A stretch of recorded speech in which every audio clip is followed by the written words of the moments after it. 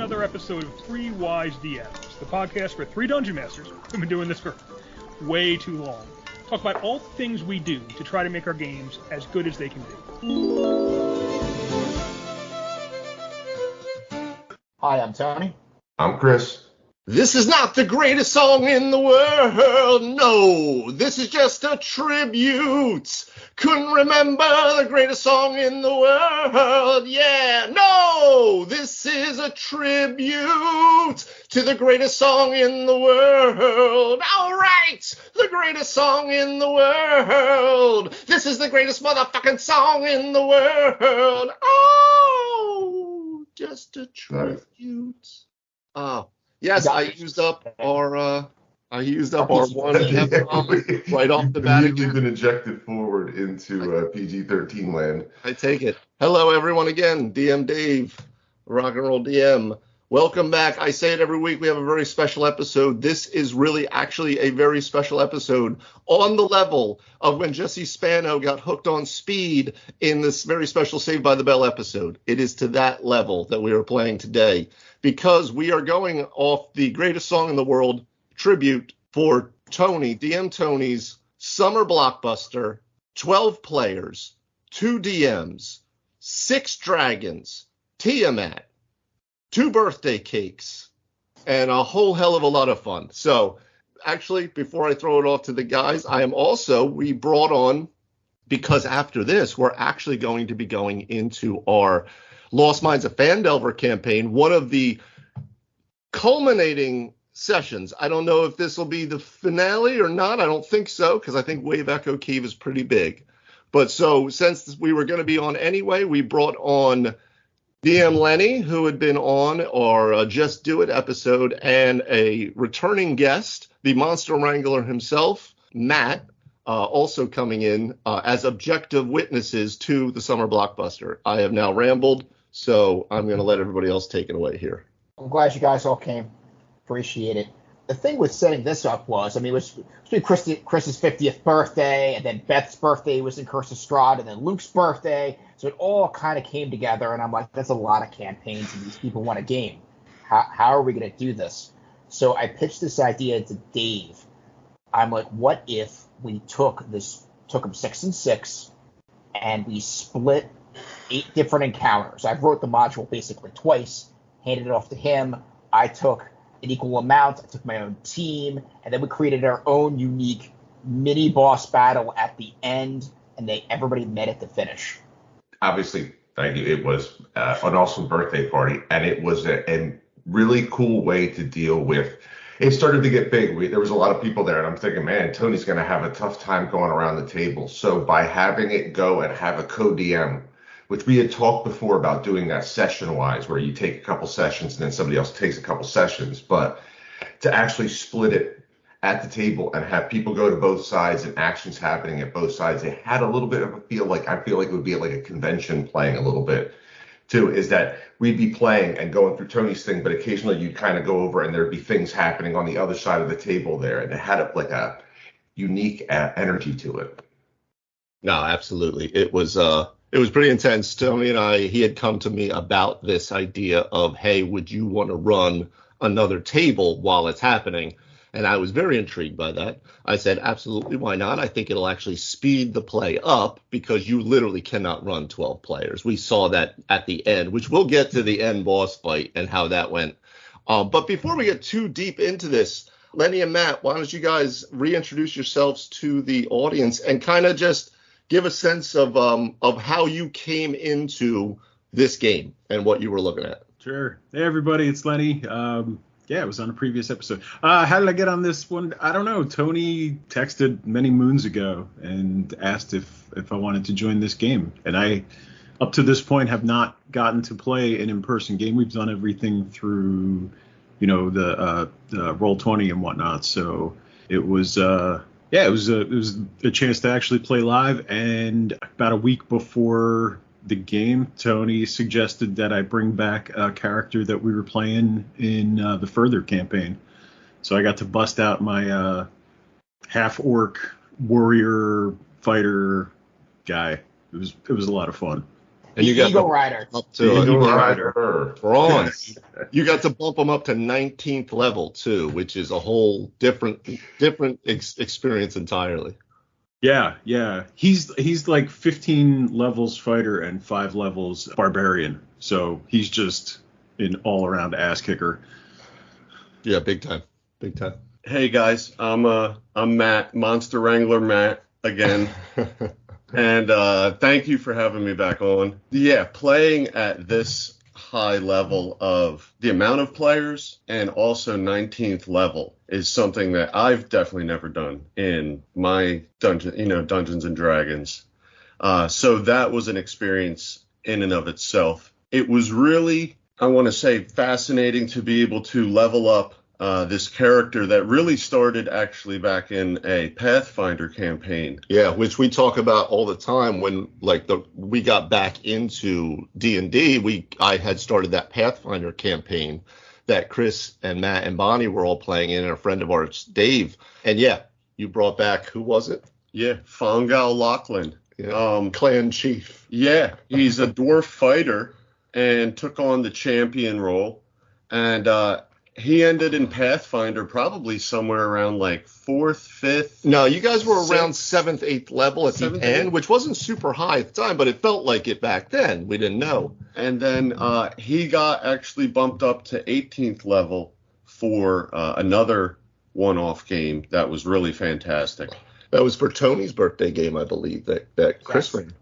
Yeah. Yeah, and so being able to bring him in, a 19th level dwarven fighter, he becomes clan chief through that, and so he's got a little bit of some magical item, and he just, like Lenny really said, at that point, he's just an all-around kicker, and he can just run into everything. It was really, really just fun to be able to play him and really work the character out.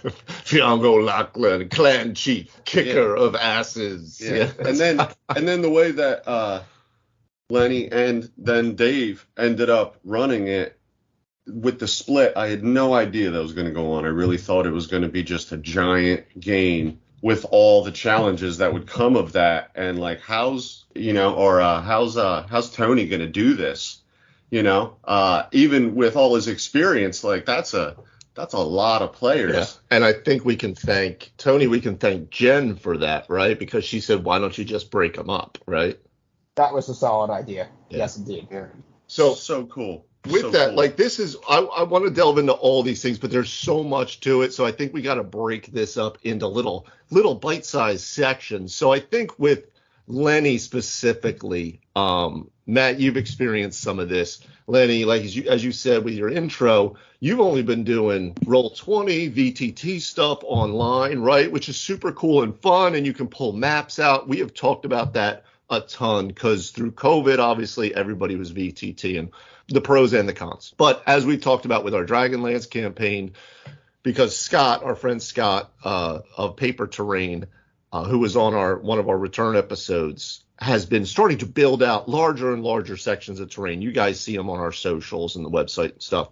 If you haven't, go check them out. But with this one, and Lenny, this was the first time you said it specifically that you got to like play on the play set, because we started to play with the idea of terrain building. So not only did Scott build the final Tiamat lair, Tony built the entire white dragon encounter that he was running, who was one of the lieutenants of Tiamat, and I got to build out the black dragon encounter. So Bonnie and I started playing our hand at building out full-on terrain using all the tips and tricks that Scott has shown us over this time.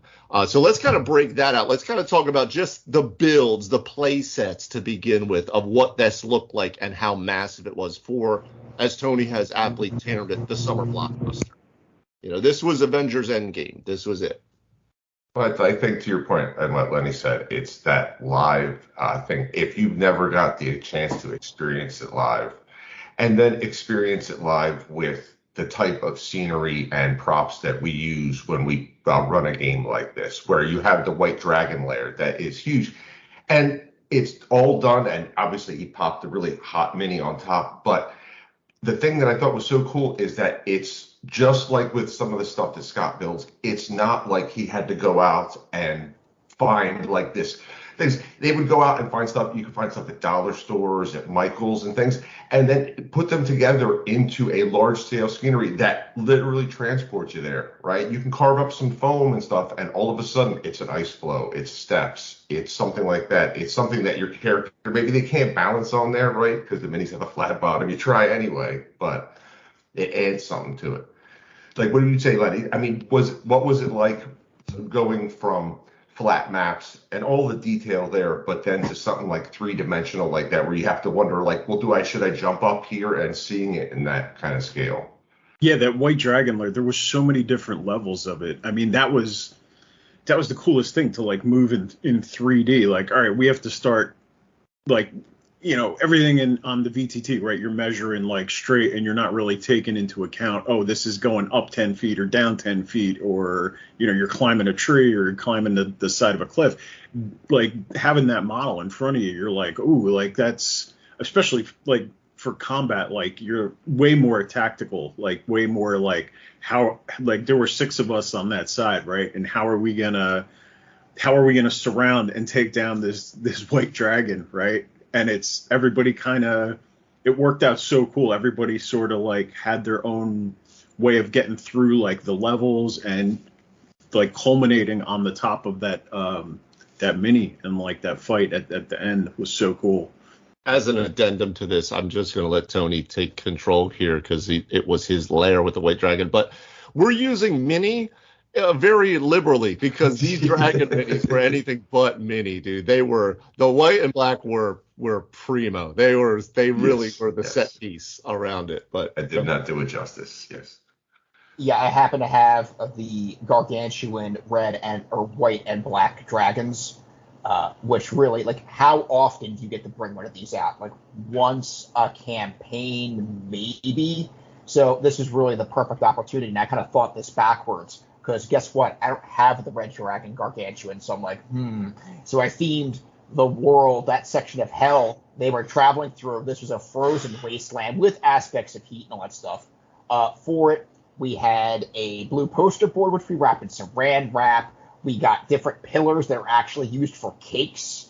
We made a platform. We exactly right, Chris. Went to the Michael's. I got dollar store jewels.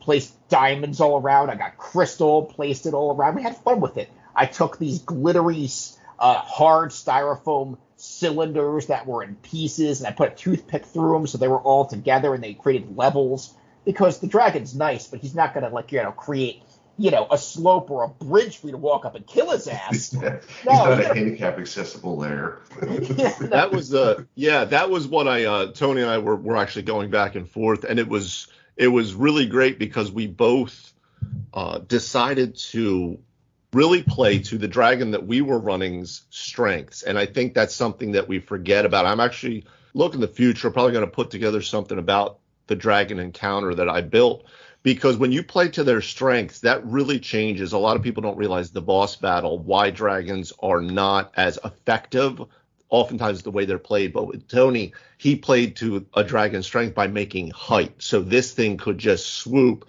fire down, do all kinds of stuff, and they had to fight up to it, as opposed to like my one with the black dragon, where I played to his stealth, his slinkiness, the darkness, that subterfuge that really changes the entire encounter, as opposed to this giant bag of hit points that has a breath weapon. I noticed your little the cake toppers too. You had used them for one of our Ragnarok games as well. So you already had some of the stuff, and you repurposed it into an entirely different set.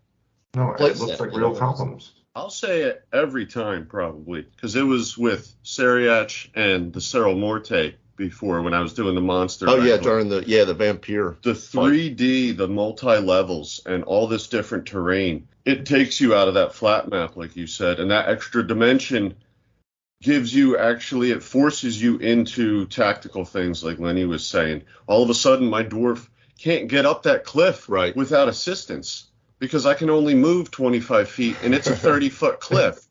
So I'm just sitting down there firing arrows away, waiting for some opportunity to get up there. And then, like, Seriach, the monster, was able to escape up onto the top of the castle peak to be able to get away from some of the battle. And the dragons in this one, able to use, like you're Maneuver. saying, use their advantage. Yeah, And exactly. it forces, it's like one of those pieces that you would normally shed off of some of the games, and it becomes a gray spot. Oh, I just moved 30 feet up, and now I'm with them. Well, no, now it's forced. You can't do that. You know, there's no confusion.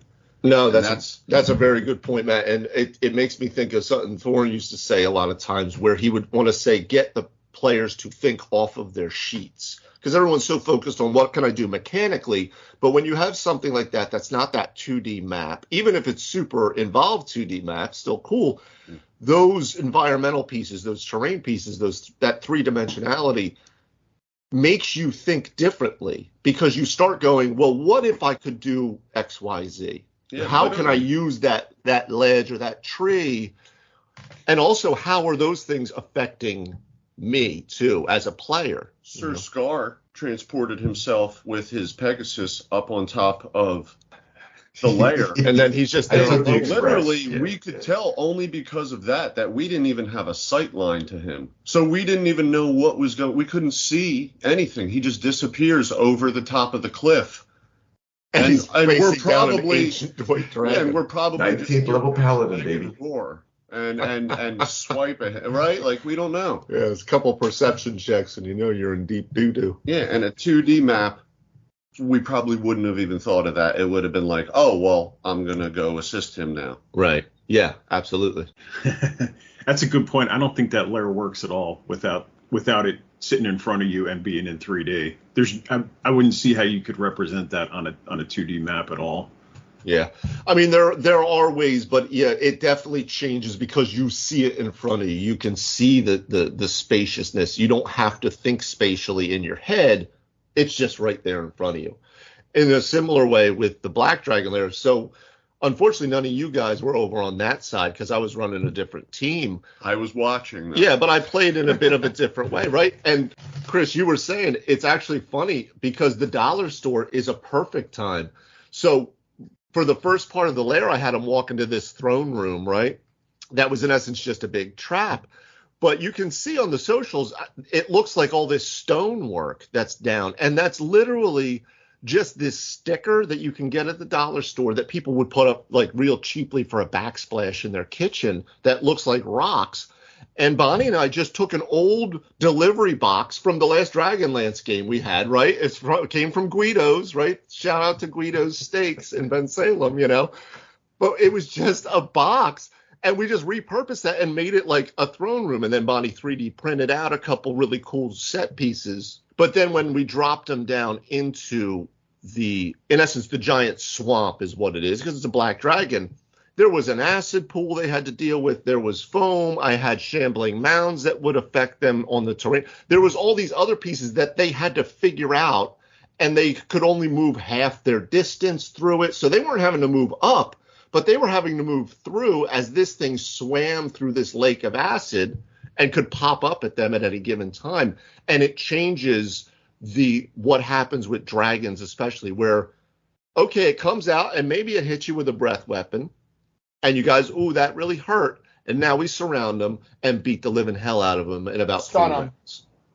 And it actually got so bad, Tony, that which I think we can maybe jump in. Well, this will be later, but it actually turned into where our timing didn't sync up as well. So my team is still having to deal with this lair encounter for like another hour while the other team's done. You know, they grabbed some wings. They had a couple of drinks, whatever, you know, so it didn't sync up in that way. But yeah, so one of the things, too, that we were talking about and why it worked out that we're doing Fandelver today, but also Lenny and Matt, you guys coming in, because, again, you guys are out of a lot of the group that we're playing with are a little newer to D&D, or at least returning to, right?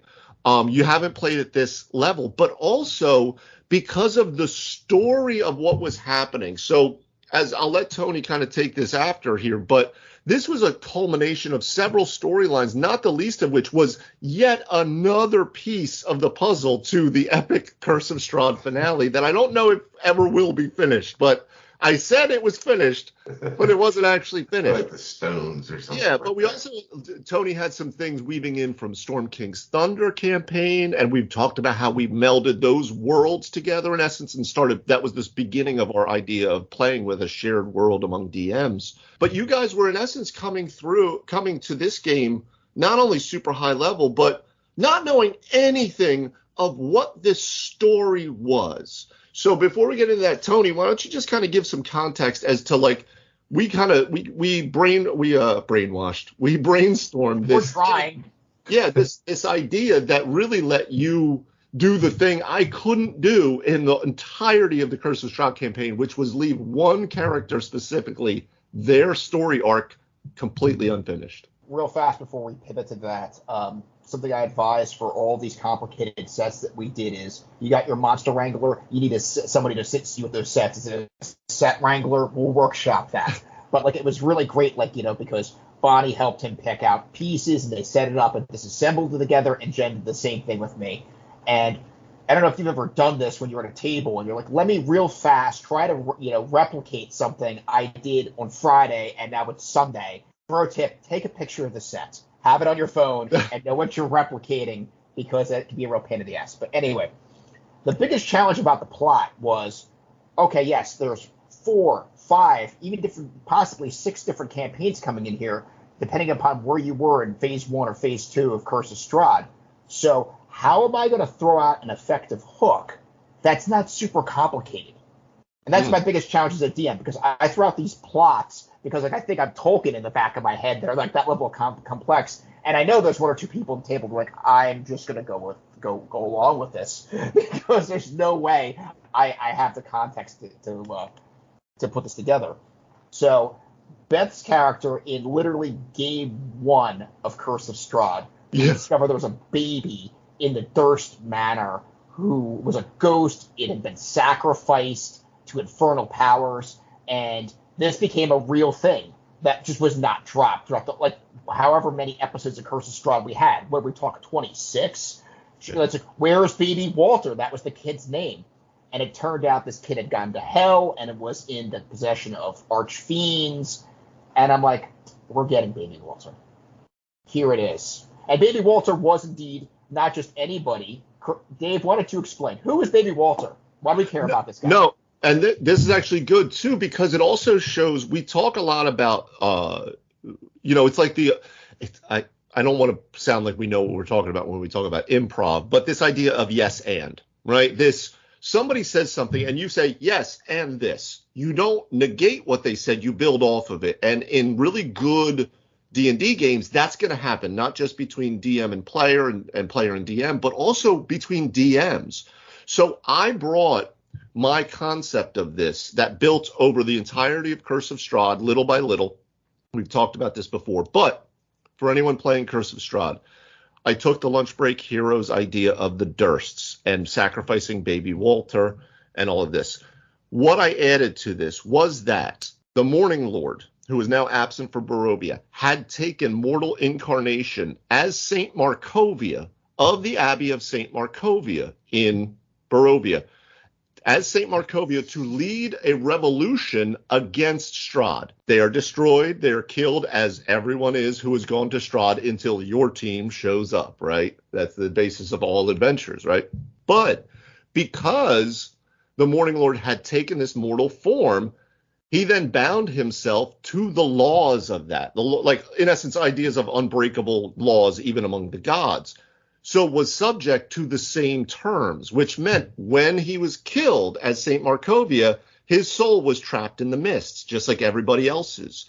When the Dursts then had baby Walter, the Morning Lord's soul invested itself in baby Walter, and when he was sacrificed to the dark power, well, not the dark powers, in essence to Asmodeus, in my idea, his soul was then the property of the Lord of Hell, which I thought was a really cool twist on it, which I saw at level 20, the team's going to have to go to hell in some fashion. But then what Tony said, he said, well, I'm making it Tiamat. And I went, yes, and I just went with that. It was a change, but it was a cool change because it added in other factors from other storylines, I thought. So is that a succinct enough while also long explanation of how Baby Walter was? Right? But that's how you take an inside joke at the table and turn it into something really nice. Yeah. Well, your character Roderick from Storm King's Thunder, on the back end of his storyline, had this involvement through his bloodline with Tiamat, this rivalry that had spanned generations, even in Elven. And I'm like, when you were kind of toying with that, I was like, what if I could weave these two together? And that's where my head went with it. There you go. Yeah, it was perfect in that way. I would say Tony, and then to Dave secondly. So how did you separate it? Like, how, first, people who would be interested in co-DMing, it would have to, obviously it should be something large, but how would you, what do you share amongst each other so that you still retain some level of mystery to the story, right? You have to know something, but how much of the reins do you give up to make this work the way that it worked so well? So that's an excellent question. I put together 8 encounters that we were going to do once everyone was brought together. I brought everyone together. Not everyone was familiar with everyone's character. We did introductions and then explained the objectives of the mission and split them off. So at that point, Dave had his own unique 8 encounters to run, and I had mine.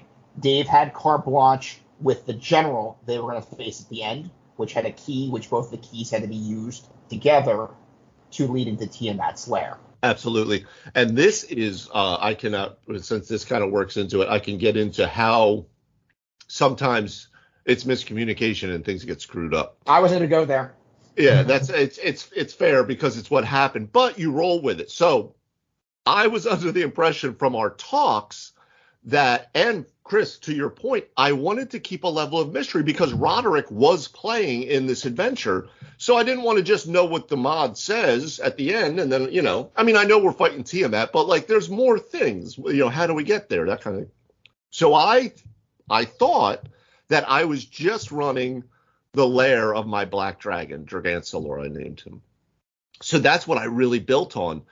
Until the day of, and I'm asking Tony a question, and he tells me about, I'm running all of these 8 encounters for my team to lead to Dragansalor. And I went, oh, crap, I didn't really prepare that, so let me go. Now, Tony had prepared all of the 8 encounters. I had DCs set. I had what this area was. I had some descriptive text. I had a lot.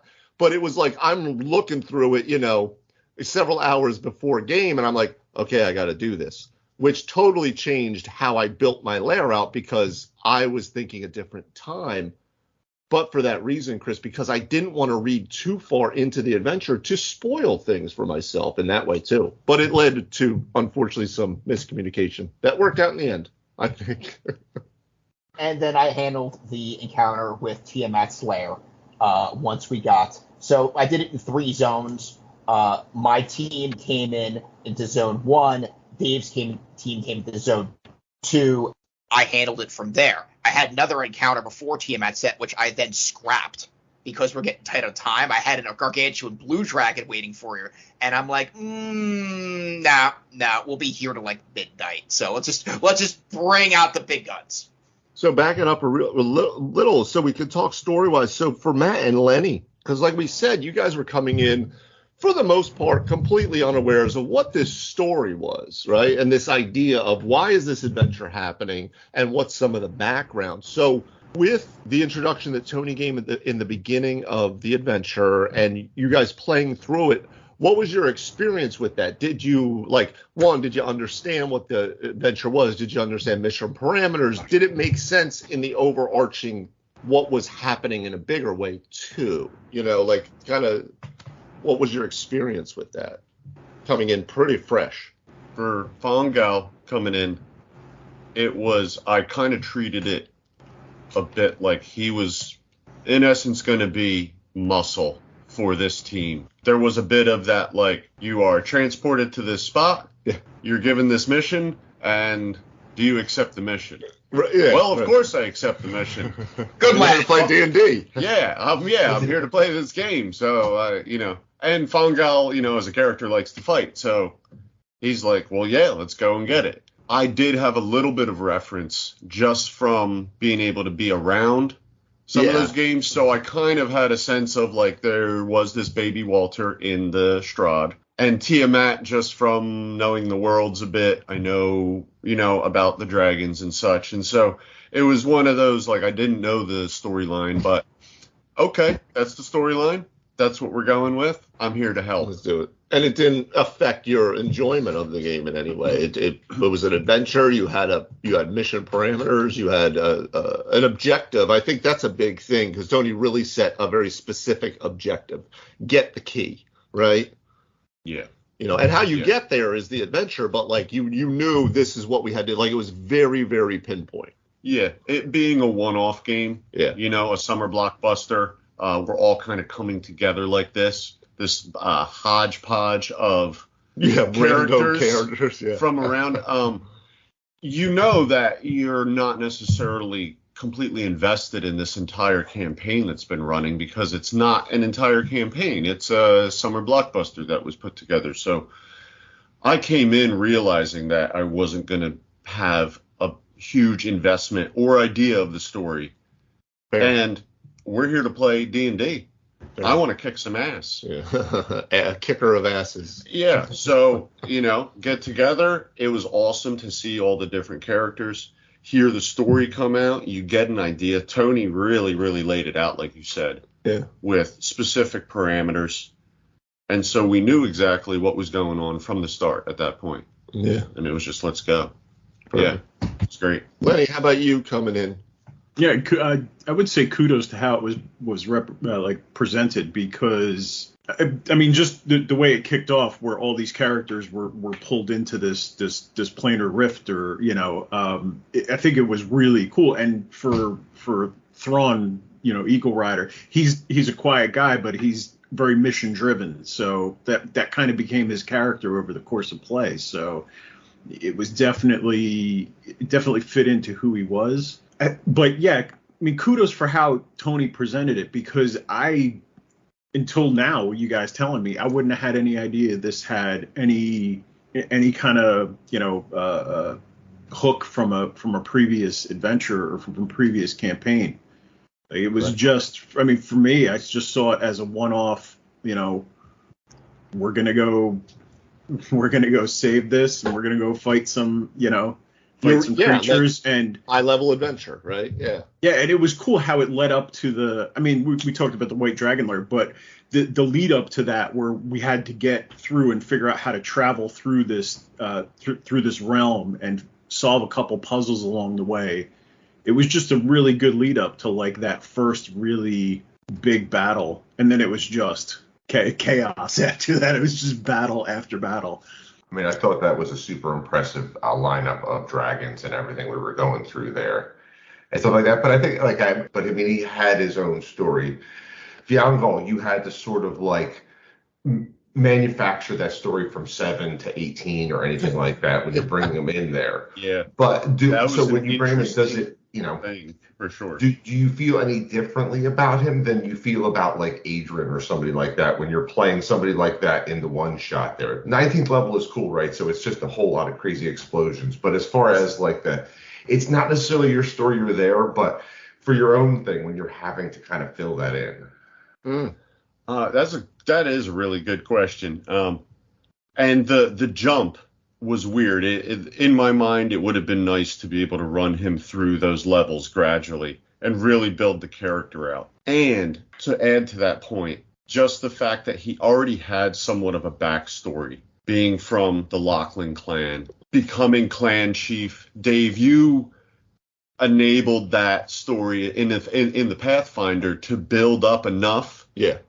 I had Hugin, which is my falcon that I can call on, being clan chief, which Tony immediately did away with. He was like, we're just going to take care of your falcon now. There'll be no flying in my adventure. Sorry, guys. Oh, did you get killed by the star explode? Almost the instantly. Ray of death? Yeah, I let him go. He said, how high did you fly? And then lightning hit him and he exploded. Yeah, that was it. And he was gone. So realize he's not necessarily gone. No, he's probably somewhere extraplanar. Yeah, he went back to his realm. So made an example of. It would have been nice to build him through, but he did already have a backstory. So I've been able to hone a little bit of who he is and have fun with that even still, even though he's now at 20th level with a magical dwarven thrower. And I'm not sure how he exactly got all this stuff, but that's adventure. Yeah, he was misted. He went off into the mists and he did a lot while he was there. And then came out at 18th It's actually level. funny. So that's actually funny. That's a funny thing about how things come about too. Because back in the Pathfinder campaign, one of my ideas when you guys got to a certain level, I was going to actually bring you into Barovia. I was going to bring you into the Ravenloft world. And you missed a session in the game. So we played and I just kind of gave you, this is kind of what happened. This is how you were transported away, and now you arrive back. And I did it through the mists. And I gave him this whole little, it was just like the beginning of my idea of narrative side play, because you weren't really involved with it. It was back in my DM soliloquy days, right? Yeah. Where I just gave you what happened. But you had come into Barovia and the village of Barovia, and you saw the castle, and then you were brought back to the Pathfinder campaign. Yeah. And so that's very funny that you then, at 19th level, you then are involved in a story with characters that had, are the heroes of the mist and all of this kind of stuff. So just kind of a funny coincidence almost. So as a side note, I'd like to take credit for starting the trend of killing off Matt's character's various birds.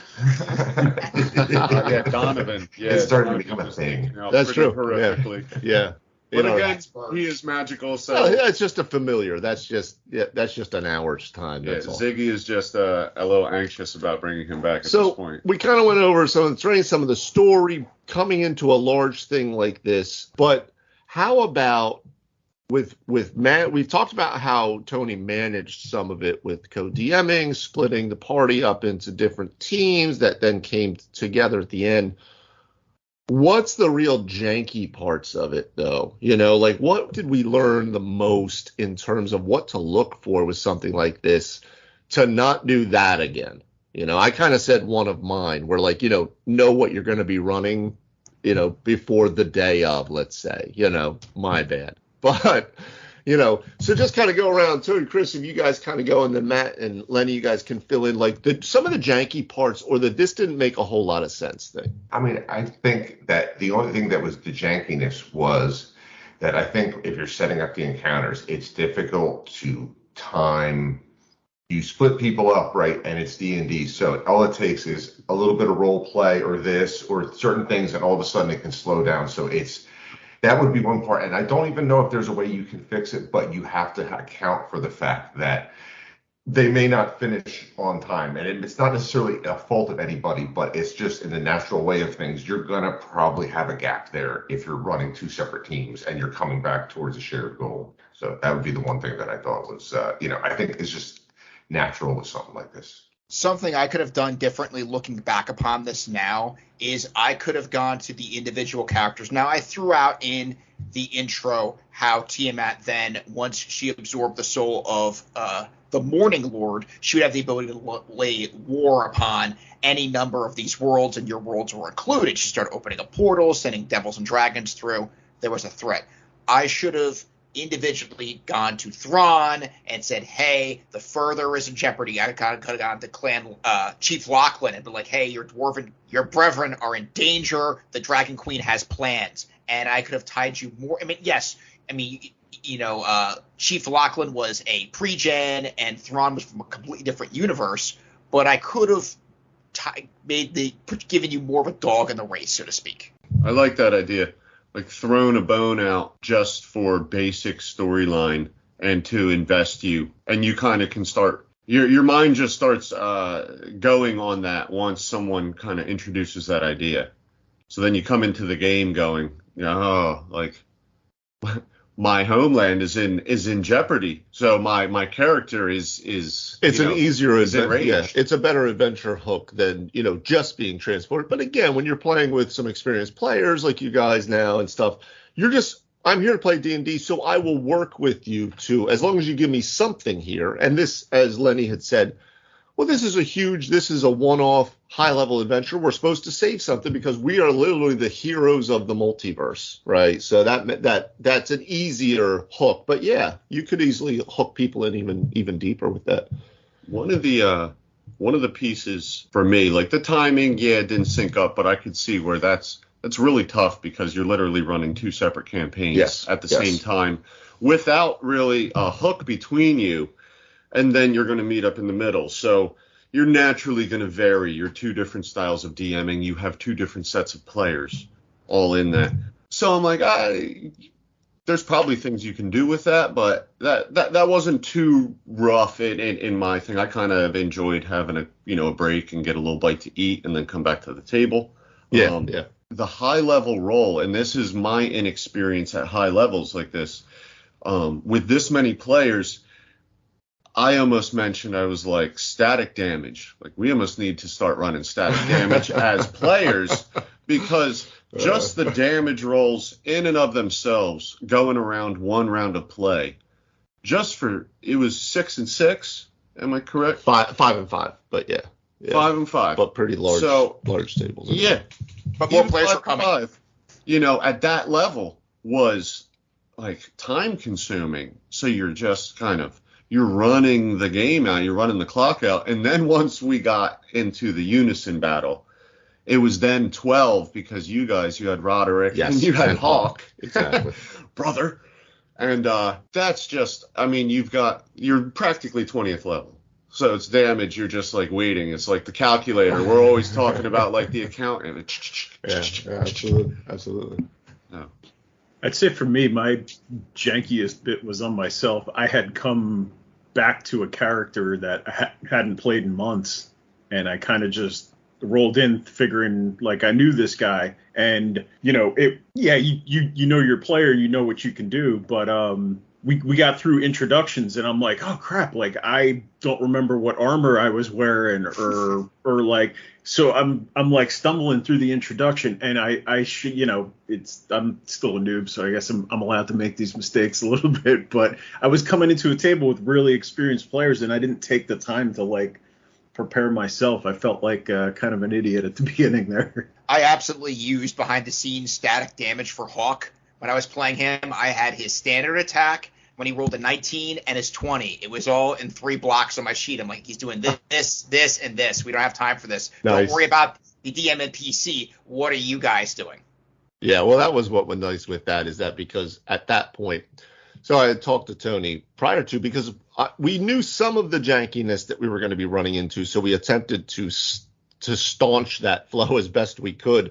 So I said to him, look, we're going to be 6 and 6. Why don't we just have Hawk and Roderick have to go off and do another part of the mission? So this Team A has to get the key. Team B has to get another key. Hawk and Roderick are going to do this other thing. That way we don't also have to run them during the first part with the layers. But then I knew when we came back to it that Tony's going to have to run Hawk while running 12 players, and I just get to run Roderick at that point. I'm off the clock, right? So that's tough. So I'm glad to hear that that's how you that's a great idea, Tony, is that sometimes if you're running a big high-level NPC or DMPC, break them out in the same way. Have certain attacks that they can do, and then all you need to do is roll your 20 if you need to, or whatever it might be, and that could definitely speed it up. Roderick at that point, I'm off the clock, right? So that's tough. So I'm glad to hear that that's how you that's a great idea, Tony, is that sometimes if you're running a big high-level NPC or DMPC,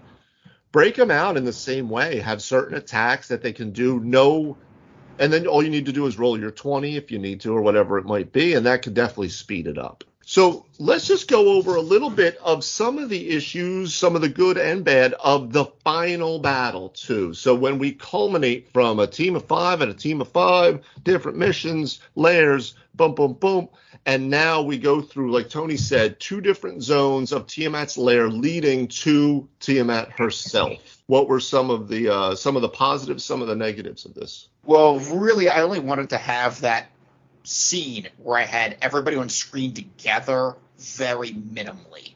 So I had also considered throwing out a blue dragon either before and or after, or like during that encounter, so to speak. And I felt like that was sufficient.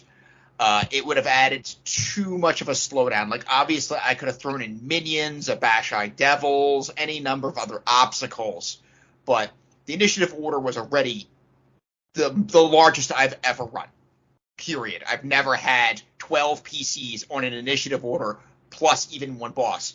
And while I'm doing that, Tiamat's reactions are preposterous. The amount of things that she has to do.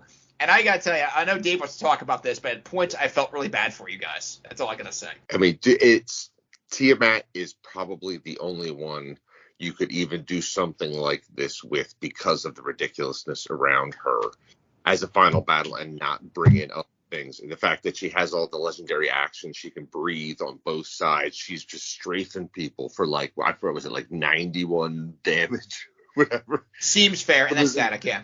But I tell you, that's one of the things. You bring everybody together, and even somebody like Tiamat, there's just only so much action economy that even a dragon with freaking, what does he have, 9 heads, whatever, can actually take there. That with 11, 12 players, it starts to become that we're just going to find ways to heal and find ways to tactically keep moving and keep applying the damage. But that was one of the few times I saw Dave rant about D&D thing was about the her magical resist. It's not even magical resistance. It's just like magical, like what about is kind of thing. It's just like bullshitium, yeah. Yeah, unobtainium kind of stuff there. So yeah, no, I'll shoot that off to Dave there and talk a little bit about that. Well, I think it's an important thing because again, a lot of times like everyone has thoughts about things. You know, you go on socials and you see everyone has thoughts and opinions on everything. And then there's when you actually sit down and like when the rubber hits the road and you see how things actually play out on both sides of the screen. So I'm going to preface it first by saying Tony was running 12 players at a table in an epic boss fight. So like forget about any issues there. This is not a rant against Tony's DMing or anything like this, because if anything, that some of the Unobtainium, I love that. It's better. Some of the plot armor of big bosses, legendary bosses, that's the only thing that keeps them in a fight. Because I think we might have gone 5-6 rounds tops, and that was like 2 hours of play at least. It had to have been, and maybe even more, right? I mean, it's just we went through one round. I was like, wait, what round are we in yet? So, like, and Tony ran it, like, and he had to deal with all of that. So, like, right off the bat, kudos. My issue was with how, when you're building out a legendary boss, thinking about what that's going to do to whole sections of your table. What I mean by that is, what I realized, so Roderick he was a 9th level spellcaster. So I had all the way up, and I had Wish, and I'm powerful, right? And this magic resistance, this immunity that I think you also see on things like Tarrasques too, is that any spell of 6th level or lower, I believe it was, yes, Tony? I think that's right. From this version of Tiamat, any level of 6th level or lower immediately fails. No nothing. No. Seems fair. No thing. The issue you have with that is when you're a 9th level spellcaster, especially someone like a bard who also, I have additional wizard spells and druid spells. I have a lot of stuff at my disposal. I have my loot of secrets. I have a lot of things. And I now have, I think, 2 7th level spells, an 8th level spell, and a 9th level spell. That's all I have. Because what am I going to fire a crossbow at Tiamat? Like, I can't. So what you do is you, in essence, take a spellcaster and Bonnie's character, Little One, the gnome artificer. The issue there is similar to paladins. Paladin can use their smite against Tiamat, run in there and just bam, hammer in and just take her out, whittle her down until she's done. But you only go up to like 5th level. So do artificers. So literally the entirety of Little One's spell components are out. There's nothing that she can do. Her Wand of Wonder is cast at regular level. There's no spell on there that goes above 6th level. So what does that character now do? So you can be a utility character. So I did. I hasted Sir Scar, which is awesome because you want to see some crazy ass damage. Haste a paladin at 19th level when he's unloading like 5th level divine smites.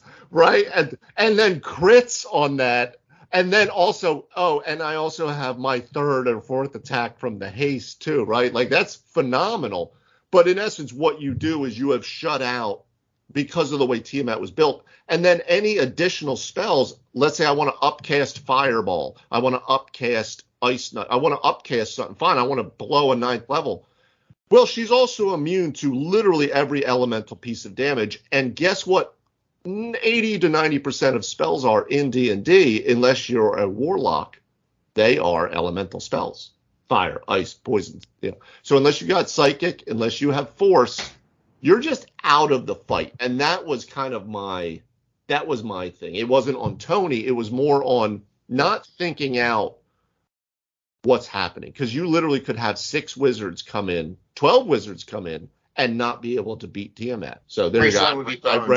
I think I've spoken off on it.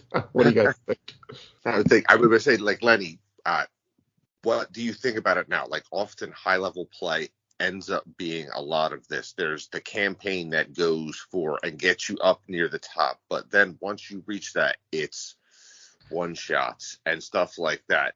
How does that feel versus the long campaign slog? Is it still the same amount of fun to do something where obviously you're 19th level, so you get all the bells and whistles with it, but your character now has kind of run his arc and is now sort of participating in these sort of continuing adventure sort of things? I mean, I kind of enjoyed it because now this character doesn't just get put on a shelf and never used again, right? I got to, Throne was my first character, so he's got like a little bit, there's a little bit of touchiness with him, right? Like you're kind of attached to your first one you create. So it was nice to actually like bring him out and actually get to play with him again. It was super cool, and I think that would kind of be his lot in life now, right? He's sitting around, he's saved his little corner of his world, right? And he's just there in case things like this happen, right? And he gets to live out his life and occasionally come out of retirement, right? Hit, like bang a homer in the 9th and then freaking like go back home, right? Yeah, consider. Yeah, you're really just at the bottom of the 9th. You're like, oh, call out Thrawn. You're okay. If you guys don't mind me asking, Tony, when you're like 12, like you had said earlier, you've never run a game for this many players before. When you were putting that final encounter together, are you still looking at like an encounter builder, or are you just at a certain point, are you just like, I could either kill everybody, or this could be over in 2 minutes, or this might actually work? Like, I actually was sweating fighting Tiamat for years. I looked at this right up and said, okay, so this individual, as Dave said, immune to every element you could think of that exists in the D&D universe, every status condition. She's one of those few elite special 1%er monsters that's immune to stun. She gives the middle finger to the monk. She's like, no chance. In addition to her preposterous, as they put on her right up, limited spell immunity, which gives her 6 and down, complete wash, your shit fails, sorry, automatic counterspell immunity. She has advantage on all those magical saving throws and has 5 legendary resistances. She'd have to be taken out with sheer martial power. And I kind of counted all those things. I upped her hit points, I upped her regeneration massively because she was getting swarmed to fit the encounter. I wanted it to be tense. But, it'd be a pretty big drag for Chris' 50th birthday. I'm like, hey, this character I've been making for 3 years, he's dead and in hell. I'm really sorry, bro. Interesting story turn there. I don't know.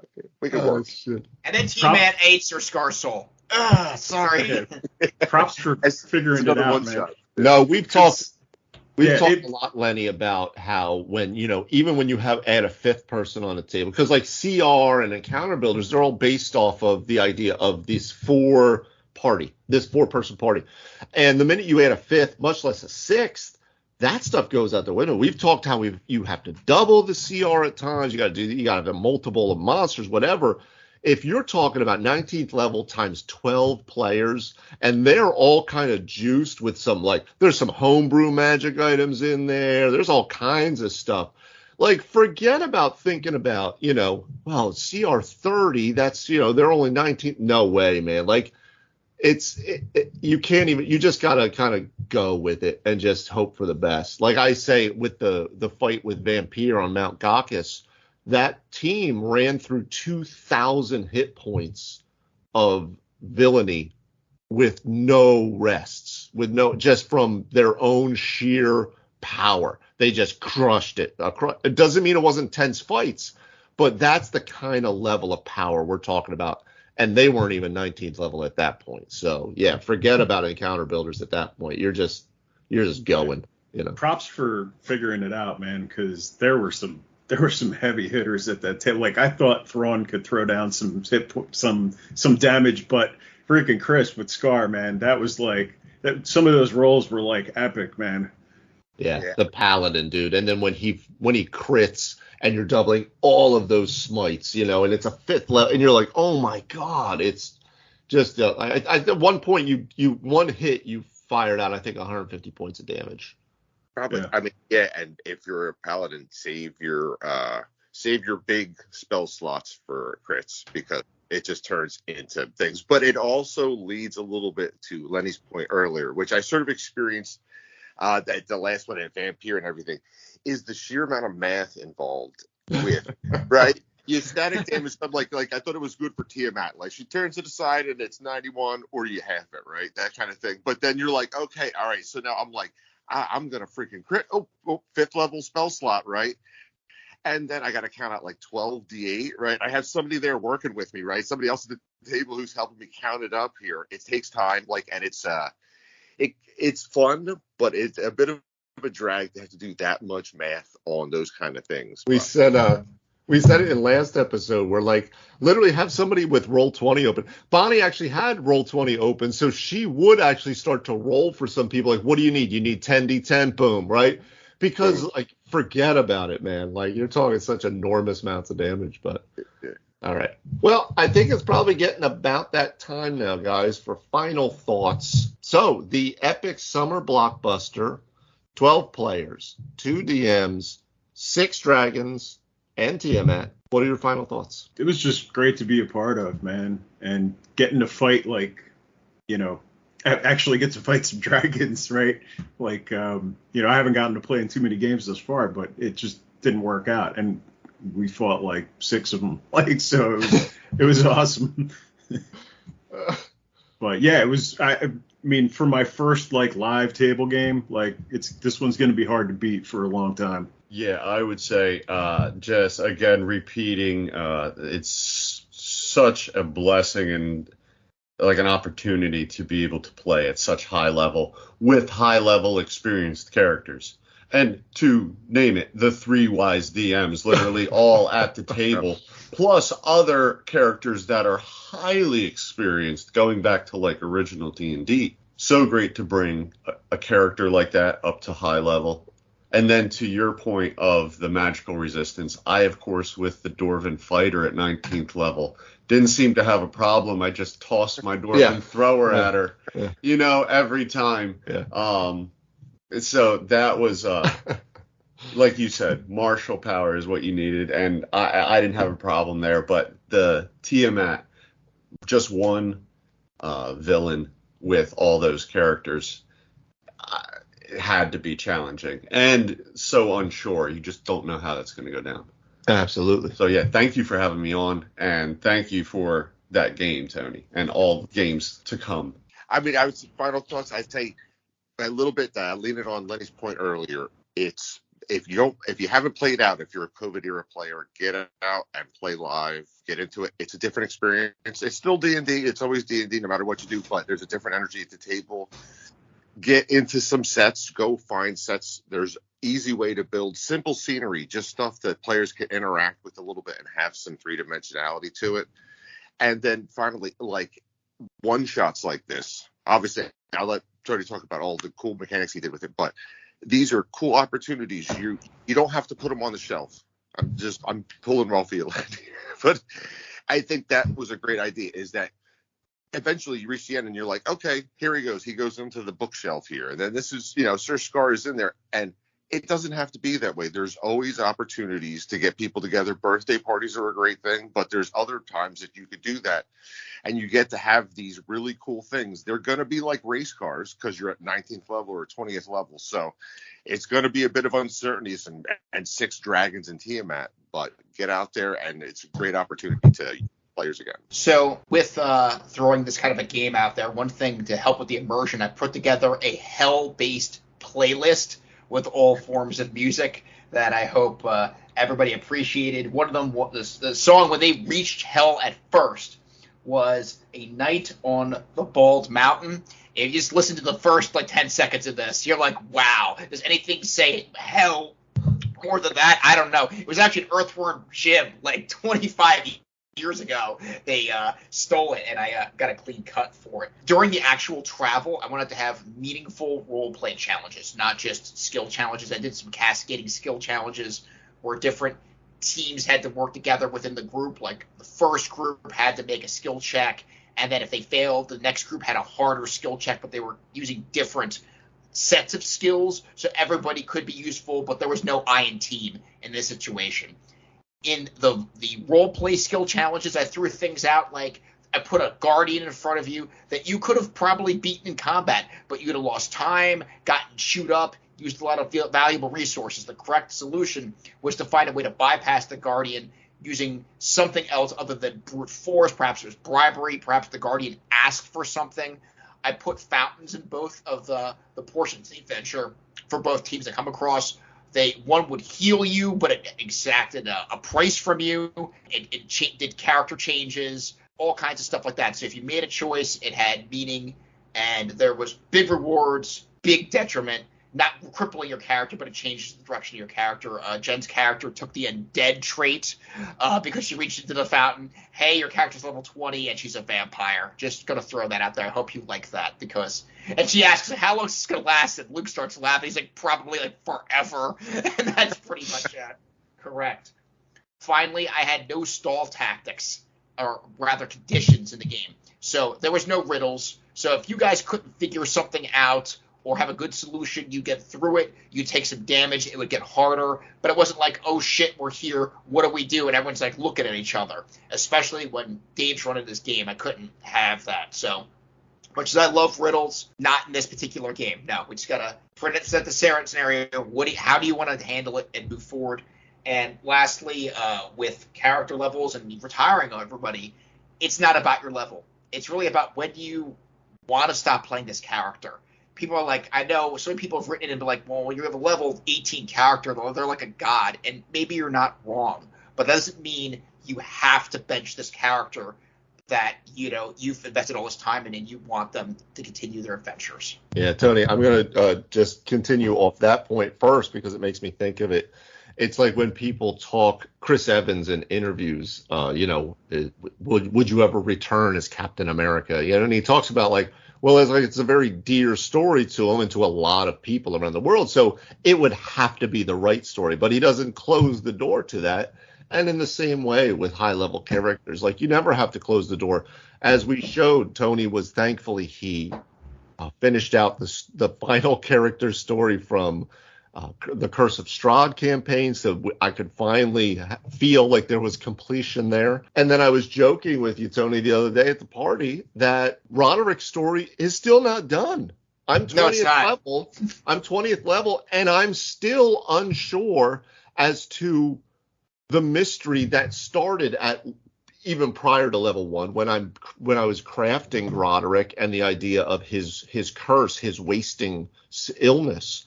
There's still not a full answer because all Tony left me at that game was another cryptic riddle from this time Asmodeus, right? So, like we all said, there is no end to these characters. The stakes just change. That's all. The stakes just change. We're in a much more cosmic level. A couple things. I can't say enough about terrain. This was awesome to have this many builds, but also from this many people because we all approached it in different ways. Bonnie and I both had a ton of fun doing it. It was actually easier than we thought, and we even learned a couple things. We had a couple happy accidents that turned into awesome pieces of it. And it doesn't have to cost you very much. I think we got a piece of foam board that's like as big as a wall for like $30. And I think we used about 6 inches of it to create an entire layer. So like we have nothing but giant foam board in the garage now. So not too bad. The co-DMing, I'm super into it. I've wanted to do something like this. This was a whole nother level of it. Not just shared worlds and co-DM, but co-DMing at the same table. I said where I thought I could do better with it. So have really good communication between the DMs, as opposed to what I did with Tony. It still worked out in the end. Yeah, I mean, that's pretty much it. This was just it was aptly named the summer blockbuster because it was huge and big and loud, and it was a whole hell of a lot of fun. Definitely check out our socials. We have a ton of pictures up of a lot of the terrain sets, a lot of the minis that Scott has crafted over time and other people have crafted. That I made the post the other day about some of his favorite subclasses were in there as minis. So that's fun, you know. This has been great, guys. Please, obviously this was not a question from a listener, but please, guys, send them in. We love answering questions with DMs with problems because that's what we are. That's obviously what we hear from our guests as well. We all think about the same things and have trouble with the same things. So be sure to check us out at 3wisedms.com. You can reach us at 3wisedms@gmail.com. You can also check us out, Facebook, Instagram, Twitter. We're active on all those socials.